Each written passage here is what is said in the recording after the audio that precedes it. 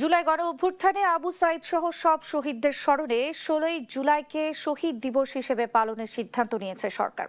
একই সঙ্গে 5ই আগস্টকে গণ অভ্যুত্থান দিবস হিসেবে পালন করা হবে। মুক্তিযুদ্ধ বিষয়ক মন্ত্রণালয়ের নিজ দপ্তরে সাংবাদিকদের এই তথ্য জানান প্রতিমন্ত্রী ইশরাক হোসেন।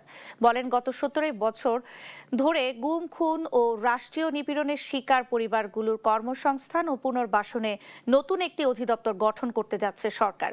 জুলাই গণ অভ্যুত্থানের স্মৃতি ও শহীদদের আত্মত্যাগকে রাষ্ট্রীয় মর্যাদায় স্মরণ করতে মাসব্যাপী নানা কর্মসূচির উদ্যোগ নেওয়া হয়েছে।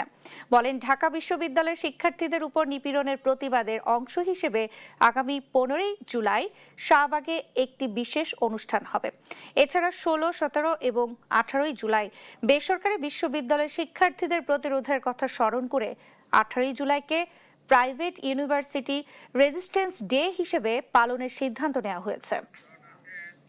আগামী 5ই আগস্ট জুলাই গণ অভ্যুত্থান দিবস 2026 শিরোনামে একটি অনুষ্ঠান করা হবে এবং সেটি করা হবে চীন মৈত্রী সম্মেলন কেন্দ্রে। সেখানে আমাদের মাননীয় প্রধানমন্ত্রী চিফ গেস্ট হিসেবে উনি উপস্থিত থাকবেন। 16 জুলাই শহীদ দিবস হিসেবে এটিকে পালন করার উদ্যোগ নেওয়া হয়েছে।